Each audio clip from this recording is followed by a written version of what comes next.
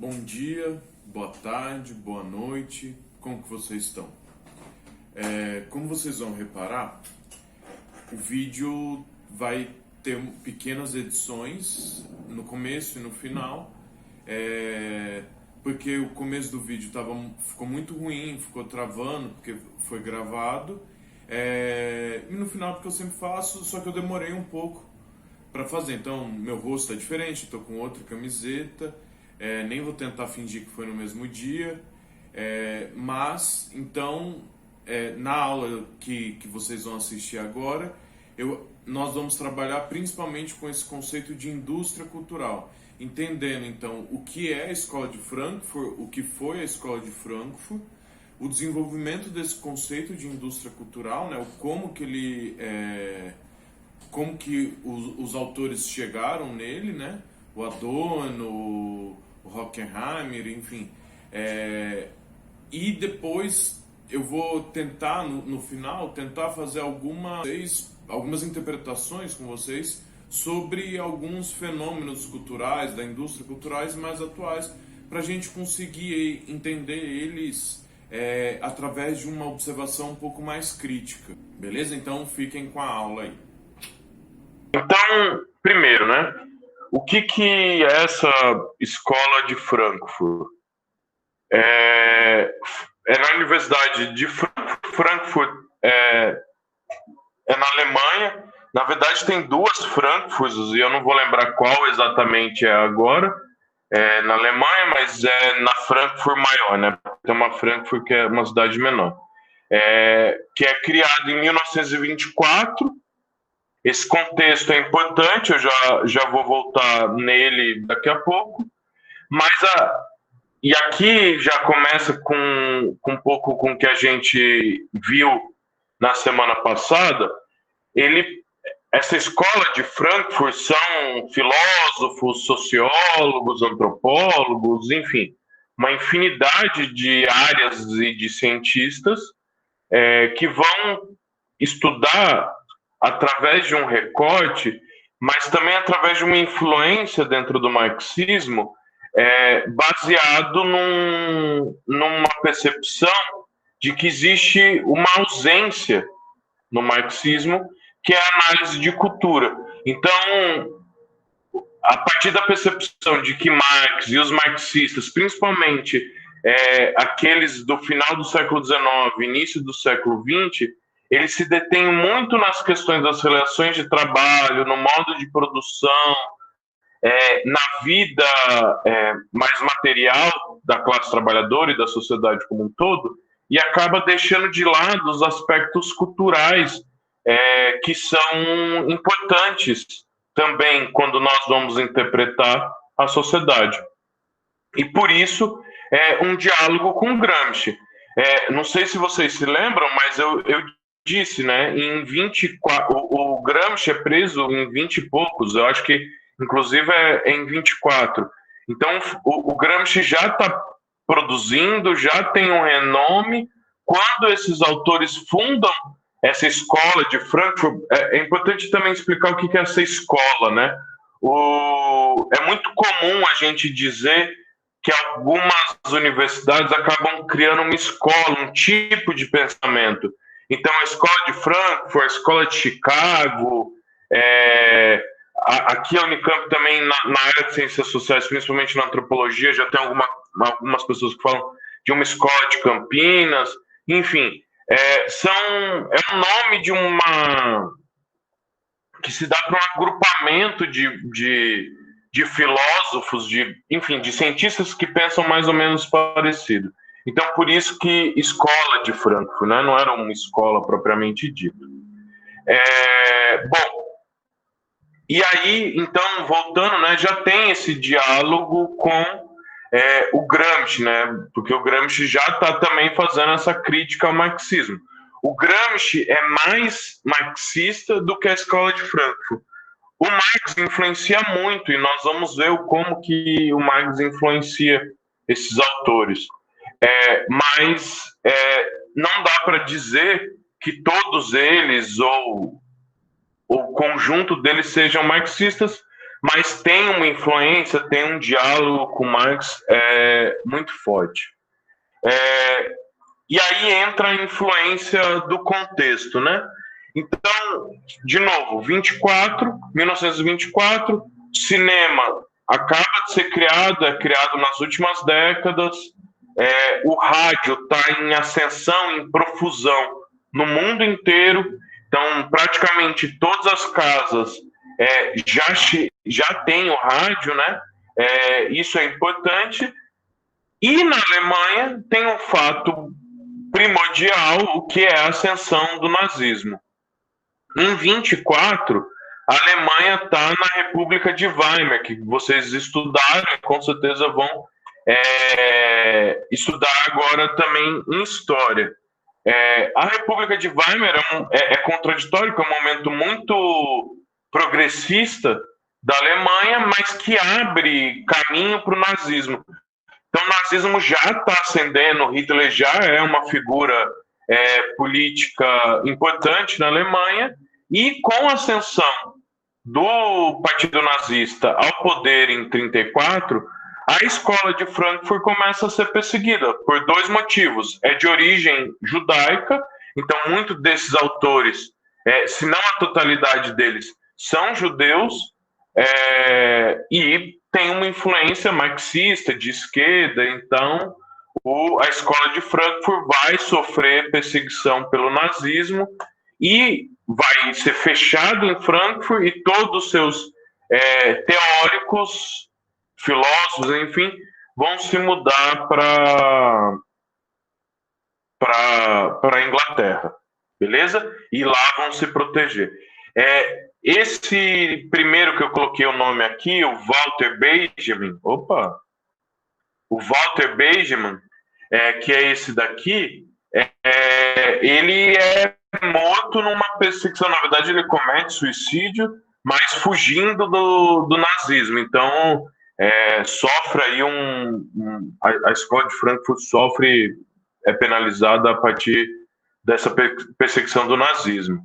Ela é muito marcada por uma interdisciplinaridade, né? Então, essa conexão entre diversas áreas do pensamento é muito importante. Então, a sociologia, a filosofia, a antropologia, eu não coloquei aí, mas poderia dizer economia, e a psicanálise, pela primeira vez, o Freud está produzindo, né, muito forte nesse período, é o grande pensador do período.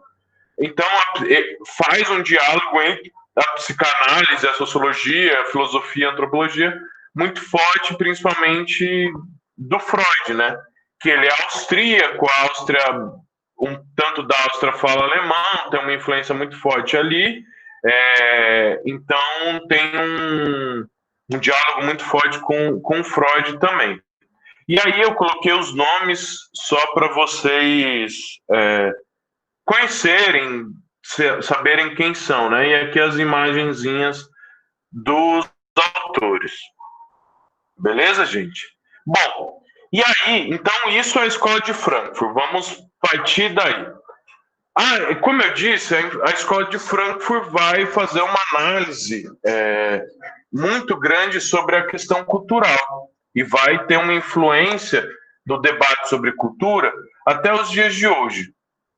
E aí, através das elaborações da escola de Frankfurt, mas também com uma simplificação para a gente conseguir entender isso de uma maneira mais esquemática, não esquemático ruim, mas para a gente conseguir entender, nós podemos segmentar as produções culturais, as expressões culturais, em três tipos. A cultura popular, a cultura erudita e a cultura de massas. Então, esses três tipos de cultura são perceptíveis quando nós vamos fazer uma análise das manifestações culturais. E aqui é importante dizer uma questão.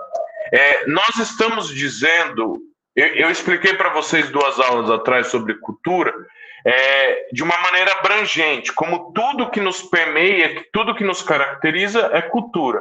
Aqui nós estamos dizendo de cultura exatamente as expressões culturais que nós conhecemos, que nós produzimos, que nós expressamos.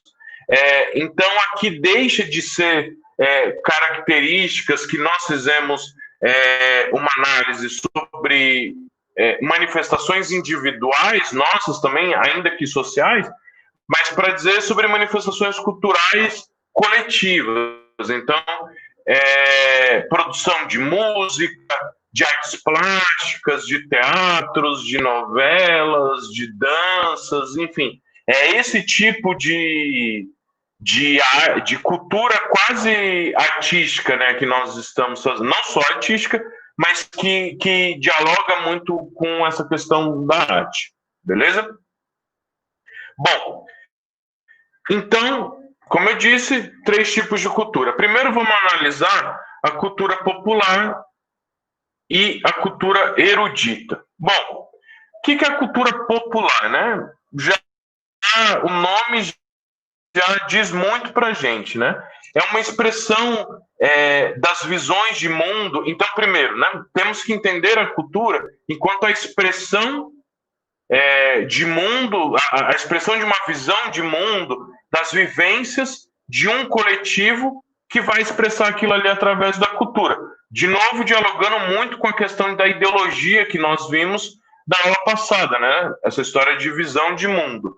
Então, a cultura popular é aquela produção cultural que expressa genuinamente a cultura de um povo, de uma população, as suas vivências. Aí aqui, quando eu estou dizendo do povo, eu estou dizendo da camada mais pobre, mais pauperizada, a parte mais popular da população, né? Então, a grande maioria da população não tem aqui uma divisão tanto econômica, mas quem compõe a boa parte da população. Então, a cultura popular seria essa produção mais genuína do que as pessoas produzem no seu cotidiano, certo? E que vão acabar expressando o que elas vivem também, né? Eu gosto muito, para explicar a cultura popular, a gente utilizar a música, né? A música é um bom fio condutor para a gente explicar isso. Se eu vou olhar, por exemplo, as modas de viola, o sertanejo clássico, raiz, enfim, ele vai estar dizendo sobre uma vida no campo, sobre uma vida rural, sobre o cuidado dos animais, sobre uma vida bucólica específica. A cultura é a cultura popular, ele vai estar dizendo. Então pensem naquela música clássica do sertanejo, o Menino na Porteira. Ali ele está descrevendo algo de uma vivência que, para mim, que vivo na cidade, completamente urbano, não faz muito sentido. Mas para quem compartilha aquela vida, é cheio de sentido, tem muito significado, consegue exemplificar aquilo ali muito fortemente. Então, o sertanejo, a música sertaneja, ela vai acabar representando a própria vida do músico, do sertanejo em si, né? De uma vida rural, de uma vida mais bucólica. Beleza? Então, aqui nesse esquema que eu coloquei para vocês, eu dividi no seguinte: quem produz? O povo, porque é produzido por essa parte mais popular da sociedade, pela base da sociedade, pela maioria da sociedade. Quem vai consumir essa cultura? O próprio povo. Então é produzido pelo povo para consumo do próprio povo. Ok? Então, a gente vai conseguir esquematizar através disso, né? É produzido do povo para o povo. Beleza? O que é a cultura erudita? É o contrário da cultura popular. Ela também é em si genuína, mas ela tem algumas diferenças que são importantes. Por quê? Porque ela é a produção cultural de alto nível da sociedade, da elite política e econômica, que vai produzir a música para ser consumida para essa elite, e a música, a cultura, a ser produzida pela elite para a elite. Então, ela é genuína porque ela também expressa a vida dessas pessoas, o cotidiano dessas vidas. Mas ela é elitizada no sentido de que, para eu produzir aquilo, eu vou precisar ter um refino técnico, teórico, estético muito grande. eu vou precisar de anos de estudo, eu vou precisar fazer cursos, eu vou precisar fazer muita coisa para conseguir produzir aquilo, desde a música até a arte plástica, a dança, enfim. Então, eu acho que é muito perceptível quando, de novo, nós analisamos a música clássica, né? O que é a música clássica? É algo que você estuda há décadas para conseguir aprender um instrumento, para conseguir tocar, e vai ser caro você estudar isso, vai te dedicar muito tempo, vai ser... os instrumentos vão ser caros, e quando você for apresentar isso, vão ser em lugares muito restritos, para uma elite política, para uma elite econômica muito restrita, através de ingressos caros e tudo mais.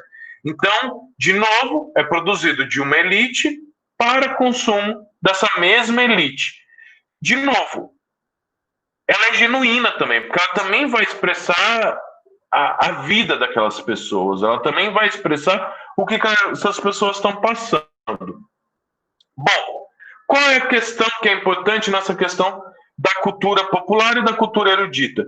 Que junto com essa diferenciação, eu tenho um preconceito muito forte.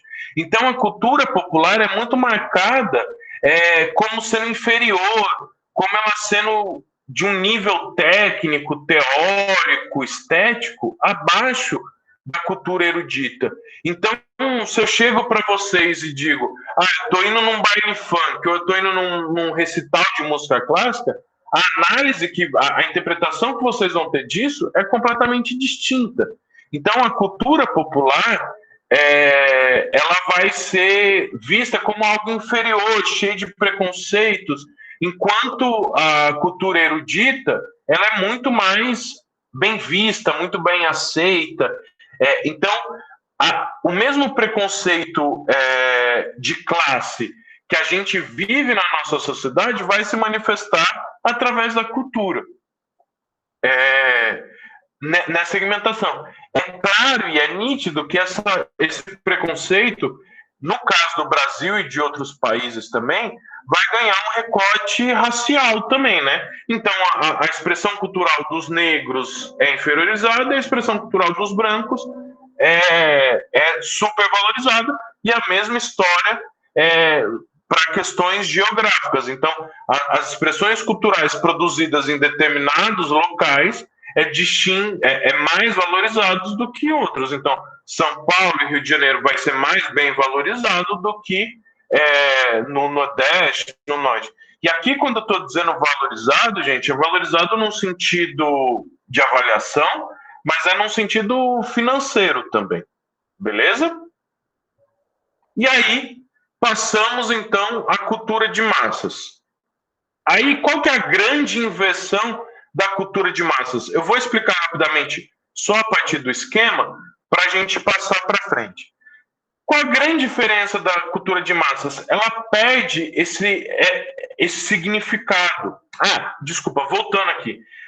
Na cultura erudita, nessa questão do preconceito cultural que existe. A gente consegue perceber isso muito bem com funk, com rap, com essas músicas que são produzidas nas favelas e nas periferias do Brasil, que são inferiorizadas, que produzem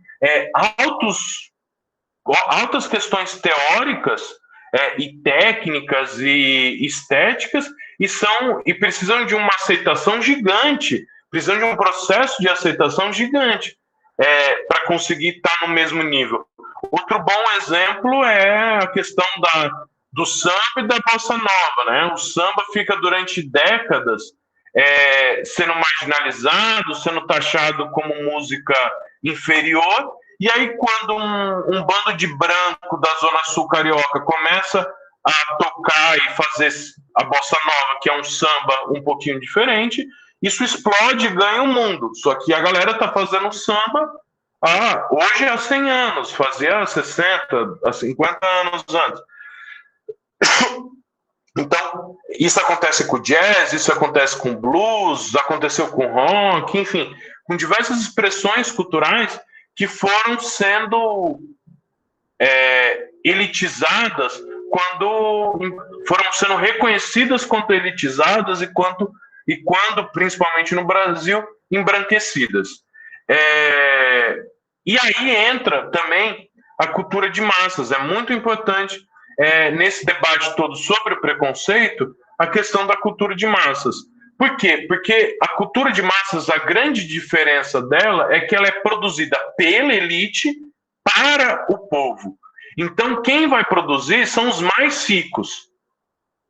E a elite política, a elite econômica. Só que ela não vai ser produzida, ela vai ser produzida para os mais pobres. Então, a grande questão da cultura de massas é lucrar. Porque se eu estou produzindo, eu quero produzir para vender. Eu estou produzindo para vender. Se eu estou vendendo, eu quero vender cada vez mais. Por isso que é de massas, porque eu quero atingir o maior número possível de pessoas. Então, por isso, a cultura é de massas, atingir as massas. Então, é a elite econômica produzindo para a população consumir aquilo. E aí entram as características da cultura de massas. Vamos lá.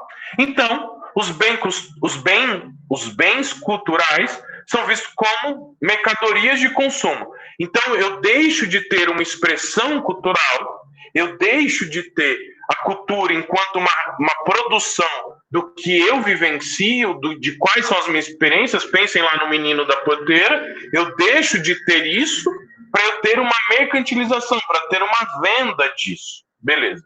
Através do que eu vou fazer isso? Como que eu vou fazer essa venda, essa mercadorização da cultura? Através dos meios de comunicação. Primeiro, né, o rádio, depois o cinema, depois a televisão e hoje as redes sociais e os portais de internet, de notícias que ocupam boa parte dos nossos dias, das nossas vidas, né? Então, o grande objetivo é eu produzir mais para que mais pessoas consumam TV, consumam rádio, consumam cinema, consumam nas redes sociais, visando o quê? O lucro. Não me importa mais a técnica, não me importa o significado, não me importa questões estéticas, teóricas, ideológicas, não me importa nada. A única coisa que eu quero é lucrar. E como que eu vou fazer isso? Eu vou homogeneizar. Então vai ter uma homogeneização da cultura e da ideologia ideológica, né? Por quê? Porque vejam só, se eu vou lá contar a história do menininho da porteira lá, ele não faz sentido para mim. Eu não vou querer consumir aquilo. Não faz sentido para o meu vizinho, não faz sentido para ninguém que não vivencia aquilo. É muito significativo, é muito importante, mas é pouco vendável, não atinge muitas pessoas. O que eu preciso fazer? Eu preciso retirar todo o significado específico e transformar aquilo ali num enlatado, pronto, preparado, encaixado. Vejam, eu gosto de dar 2 grandes exemplos para a gente entender essa homogeneização da cultura. Não sei se vocês se lembram de uma música que é até hoje, ou foi até um tempo atrás, o vídeo mais visto do YouTube. Assim, estrondosamente. Aquela música que é o Gangnam Style, sabe? Do coreano lá, dançando com aquela dancinha estranha. Bom, sul-coreano, na verdade, né? Aquilo ali, o Gangnam Style, não tem sentido nenhum. É um cara da periferia de Seul, que é a capital da Coreia do Sul, que fez uma música que não faz sentido para ele, não faz sentido para o vizinho dele, e não faz sentido para mim, e não faz sentido para ninguém, só que aquilo ali foi um sucesso estrondoso, porque caiu no YouTube, porque aquilo ali massificou e tudo mais. Então, quando eu retiro todo o significado da música, é possível que faça o sentido para todas as pessoas. Então, por isso que as músicas de hoje em dia falam tanto de amor, por exemplo, porque todo mundo sofre de amor. É um sentimento reproduzível, mais ou menos, para todas as pessoas do mundo, mas que significa, no fim, muito pouco para nós, individualmente, na nossa vida, na nossa interpretação. Beleza? Outro bom exemplo disso é a Anitta. Eu não sei como que ela está agora, porque eu parei de acompanhar um pouco ela. Mas o último álbum que ela lançou, que foi o que terminou com... Como que chama? Vai Malandra? Que é o álbum Vai Malandra. Ela lançou uma música por mês. Quando você escreve e produz uma música por mês, em todos os sentidos, produzir musicalmente, lançar, fazer videoclipe e tudo mais, porque ela tinha um padrãozinho e ela assume isso. Ela tem algumas coisas que ela precisa encaixar na música e ela faz isso. É um enlatado, é um jogo de colocar as coisas. E ela consegue interpretar a sociedade tão bem que ela se torna um mega fenômeno da indústria cultural. Beleza? Só que quando eu tiro todo esse significado, vai ter quando eu retiro tudo isso para vender, vão ter duas consequências. Se torna alienante, né? Então eu retiro toda a interpretação da sociedade. Então vamos pegar, sei lá, um rap na sua origem, lá na década de 80, 90. Ele vai dizer muito sobre a vida daquela pessoa, sobre os conflitos e sobre a crítica daquela vivência que a pessoa está tomando. Quando se torna algo completamente vendável, eu vou retirando esse significado, eu vou retirando essa crítica. Então eu vou deixando de fazer críticas à sociedade, ao meu modo de vida e tudo mais. Então vai se tornando alienante, porque eu vou descolando da sociedade e eu vou me tornando acrítico. Beleza? Então, a cultura de massas se define a partir disso. Bom, e aí voltamos então à Escola de Frankfurt e à indústria cultural, que principalmente quem vai produzir são esses dois velhinhos simpáticos aqui, Marx Hockenheim e Theodor Adorno.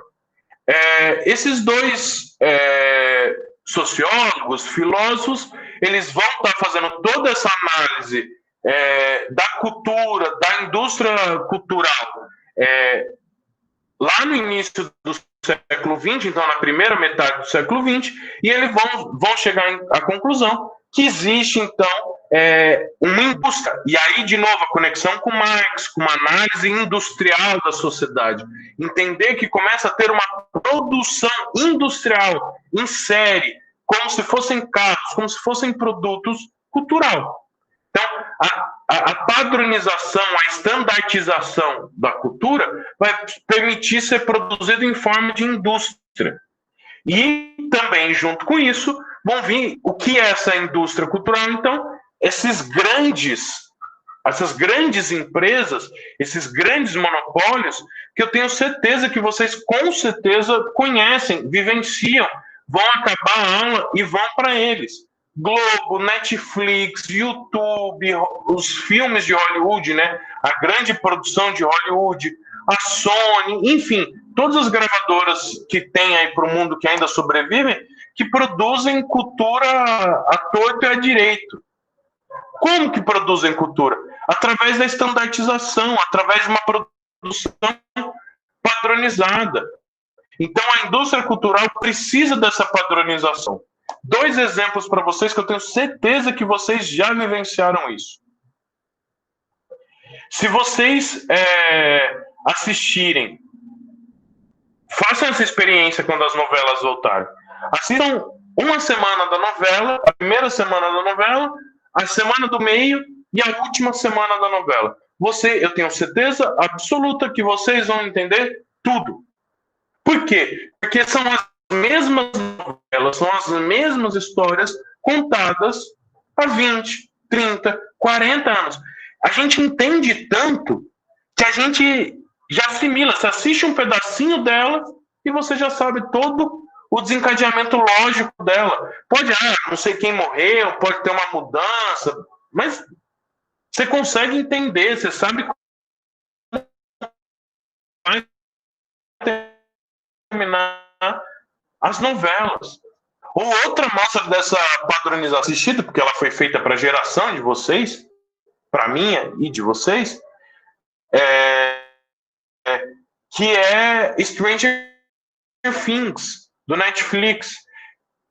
A Netflix, através dos Big Datas e tal, percebeu que a população queria consumir um negócio da década de 80, que tinha ali uma falta de um tipo de cultura que era produzida na década de 80. O que fez com Stranger Things? Foi lá e pum, fez um padrãozinho, uma história que era só clichê da década de 90, só citação da década de 80, só citação, sucesso. Por quê? Porque através dessa padronização ela conseguiu produzir uma série que supostamente era o que a gente queria. Isso é muito louco. Eles sabem o que a gente quer. E a gente não sabe, né? Porque a gente fica 2 horas lá na Netflix passando para procurar. Outra característica que eu já trouxe aqui, que é muito importante dessa indústria cultural, o lucro. Tudo está acima do lucro. Não importa questões teóricas, técnicas, estéticas, não importa. Pode ser a melhor produção cinematográfica de todos os tempos.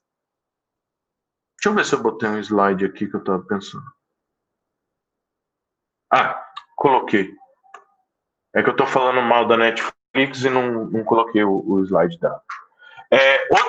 Outra questão é o lucro. Não sei se vocês assistiram, se não assistiu, vale muito a pena. Uma série também original da Netflix, que é Sense8. Era uma série que aqui no Brasil fez muito sucesso, era muito boa, tinha várias questões, várias discussões muito interessantes, muito reflexiva e tal. Só que era uma série extremamente cara, porque eram gravadas em 8 países, com elenco gigantesco, que tinha que movimentar esse elenco todo para esse país. Era uma série muito cara. O que a Netflix fez? Acabou. Ponto. Não me importa. Fechou. Puf. Acabou. É ótima. Vai mudar o mundo. Não sei, mas é cara. Não me importa. Eu vou acabar com essa série. Então, a indústria a indústria cultural não está preocupada com a qualidade daquela produção. Ela está simplesmente preocupada com o lucro. E, por fim, a indústria cultural vai ter como uma das suas características o processo de dominação ideológica. Então, as séries que eu estou falando das séries, mas tudo, as séries, as músicas, o cinema, a televisão, tudo vai servir para que tenha uma limitação ideológica, para que eu consiga fazer com que as pessoas pensem dentro de uma caixinha. Nada pode sair daquela caixinha, porque tudo está sendo produzido dentro dela. Então, a indústria cultural vai fazer para que a gente reflita a partir disso. Nada que seja contra a cultura, uma produção externa, aquilo vai entrar aqui. Então não adianta eu achar que eu vou revolucionar o mundo na Netflix, no YouTube, no Facebook, porque é limitado. Eu pegar um exemplo. Eu administro uma página no Instagram. Com os últimos protestos, com as últimas coisas, a gente teve várias postagens e o número de visualizações caiu, porque o algoritmo do Instagram foi lá, reconheceu e derrubou pela metade, ou até menos, o número de visualizações. Ou seja, não adianta eu achar que eu vou conseguir quebrar bolhas e tudo mais através dessas redes, porque ela é controlada a serviço dessa grande indústria cultural que está completamente ligada à dominação ideológica. E aí, por fim, já estou acabando, eu juro. Eu não sei vocês, mas eu gosto muito de filme de super-herói. Se vocês não gostam, deveriam. E se vocês olharem os filmes de super-heróis, principalmente os filmes da Marvel, que são aqueles que estão mais em voga, que estão sendo mais falados nos últimos anos, É nítido uma mudança no perfil dos filmes e das discussões que vão aparecendo no filme. Então, se a gente pega os filmes de super-herói da década de 90, principalmente, era Batman, Wolverine, Super-Homem, Justiceiro, o Demolidor. Quem mais? Alguém vinha algum desses daí? O que todos esses personagens têm em comum? Homens brancos heterossexuais. Com quem que esses filmes dialogam? Homens brancos e heterossexuais. É verdade que esse perfil sexual, esse perfil social é o dominante na nossa sociedade? É verdade, mas não é a maioria da nossa sociedade. Quando você faz um perfil de homens brancos heterossexuais, você está restringindo a 20%, 30% da população. Quando você olha para a sociedade, você vai ver uma sociedade muito mais diversa, negra, LGBT, feminina, que vai olhar para esses filmes e vai falar: que porra é essa? Para que eu estou assistindo isso? Vamos pegar, e aí de novo na história do Stan Lee, assistam Primeiros Vingadores e assistam Os Últimos Vingadores. Todo mundo assistiu, né? Se não assistiu, já tinha que ter assistido, vai levar spoiler na cabeça. O primeiro Vingadores, quem que são os principais? Os homens brancos e heterossexuais. A única mulher que aparece de vez em quando mostrando a bunda. Olhem Os Últimos Vingadores. A cena foda do filme é o Pantera Negra, Wakanda entrando e arrebentando com geral. 21 filmes para contar uma história para Capitã Marvel chegar lá e fazer assim e acabar com a desgraça. Ela vai lá, empurra o Thanos pra puta que pariu e acabou. Por quê? Porque o Stan Lee pensou isso lá em 2000, sei lá quando, quando lançou o primeiro dos Vingadores? Não. Mas por que tem... Aí tem uma questão que é fundamental. Você tem uma mudança do perfil dos super-heróis da Marvel. E de todos os super-heróis. É muito mais feminino, é muito mais negro, é muito mais LGBT. Por quê? Porque o Stan Lee é bonzinho? Porque a Marvel é boazinha? Não. Muito pelo contrário. A Marvel faz parte da indústria cultural. Talvez uma de maiores sucessos dentro de Hollywood. Agora, eles olham para a sociedade e falam: pô, não dá para eu continuar fazendo filme sobre o Justiceiro. Porque quem está consumindo meus filmes, quem está consumindo os minhas histórias em quadrinhos, são as meninas, são os meninos negros, são as meninas negras, são as meninas brancas, são os LGBTs. Não faz mais sentido eu fazer produção cultural para uma população que não assiste o que eu quero, o que eu produzo. Então eles vão olhar para aquilo e vão falar: olha, eu preciso trazer essas pessoas para dentro da tela. E por que essas pessoas precisam ser trazidas para dentro da tela? Porque no mundo inteiro, mulheres, negros, e agora mais do que nunca a população negra, está na rua, está se manifestando. Então, Black Lives Matter agora, os vidas negras importam. Está na rua, está fazendo manifestação. Qual que é a referência? Panteras Negras. Mas não é só uma referência. Também o Pantera Negra teve que se inspirar nisso. Teve que se inspirar nas ruas, teve que se inspirar nas manifestações para ser produzido. As mulheres estão na rua, nos Estados Unidos, no Brasil, na Argentina, na Europa como um todo. Capitã Marvel. Uma mulher provavelmente bissexual, ao que tudo indica no próximo filme.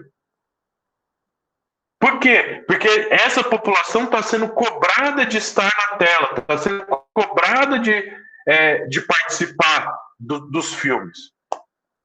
Ou seja, tem um lado bom. que tá tendo representatividade. Essas pessoas estão aparecendo na televisão, estão aparecendo nos cinemas, estão ocupando o espaço que são delas de fato. Tem um lado ruim, que e aí por que eu coloquei especificamente Pantera Negra, Wakanda e tudo isso? Porque é verdade, um super-herói foda, um vilão foda, um filme foda, acaba com uma cena foda nos últimos Vingadores, da hora. Mas tem um problema. Como que termina o Pantera Negra?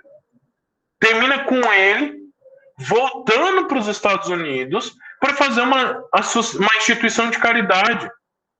Ou seja, o Wakanda tinha um poder transformador para a África, para o mundo todo, e ele volta para os Estados Unidos para fazer uma instituição de caridade? Pô, é aí que eu falo da limitação ideológica. Porque, imagina, todos os meninos negros que assistiram esse filme e falaram, caralho, eu quero ser o Pantera Negra. Do caralho, muito foda. E eu concordo, muito foda, muito importante. Mas aí chega no final e a grande solução do Pantera Negra é uma instituição de caridade? Essa é a limitação. Então, é óbvio que isso é feito lá dentro do nosso inconsciente. E isso é a indústria cultural. Por isso a psicanálise. Deu entrar na mente das pessoas e falar, olha, você está representado aqui. Só que essa é a limitação. É isso que eu posso... é isso que você pode fazer. É isso que eu posso deixar que você faça. Isso é muito, muito louco. Porque, de um lado, é muito foda que tenha... Porque, olha só, é muito importante, gente. Batman é um super-herói fascista. Ele bate e mata marginal. É isso que ele faz. Quem é marginal nos Estados Unidos, no Brasil, é a população mais pobre e a população negra. E esses são os vilões que ele combate. Justiceiro, não precisa nem explicar. É fascista do começo ao fim aquele filme. Lunático fascista. Esses personagens serem deixados de lado pela Capitã Marvel, pelo Pantera Negra, eu acho muito foda e acho muito importante.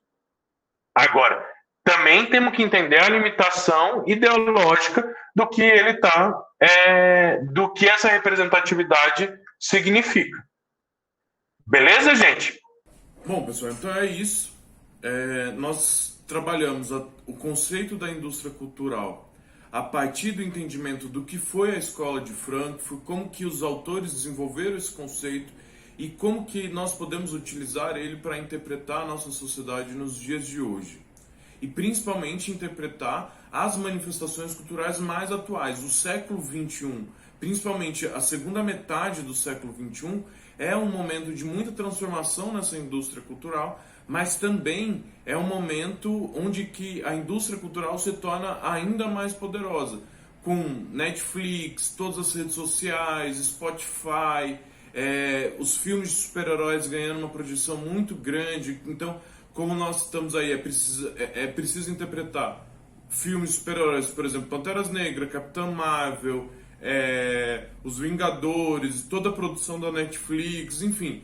E a indústria cultural é muito importante para nós interpretarmos isso na nossa sociedade atual. Na próxima aula, eu vou desenvolver com vocês um entendimento sobre a sociedade do consumo. Então, da indústria cultural para a sociedade do consumo tem aí uma importância, né? Tem uma conexão de perceber como que essa indústria cultural, toda a produção cultural está conectada em a gente consumir cada vez mais. O consumo se torna a regra da nossa sociedade. E aonde eu quero chegar com vocês é entender os desenvolvimentos, as implicações, as consequências para um caminho, mas para a área ambiental, para o campo ambiental e para a sociedade como um todo, para a nossa vida como um todo. Essa sociedade do consumo é extremamente importante e está completamente conectado à indústria cultural, né? Essa manifestação que é a indústria cultural, beleza? Então, boa noite, bom dia, boa tarde, fiquem bem, tranquilos Estudem quando der, façam o que for possível, vão acompanhando as aulas, tirem dúvidas se necessários. Eu estou à disposição no WhatsApp, no Facebook, em todos os meios que vocês quiserem entrar em contato comigo. Eu estou completamente à disposição de vocês, beleza? Até a próxima aula, então.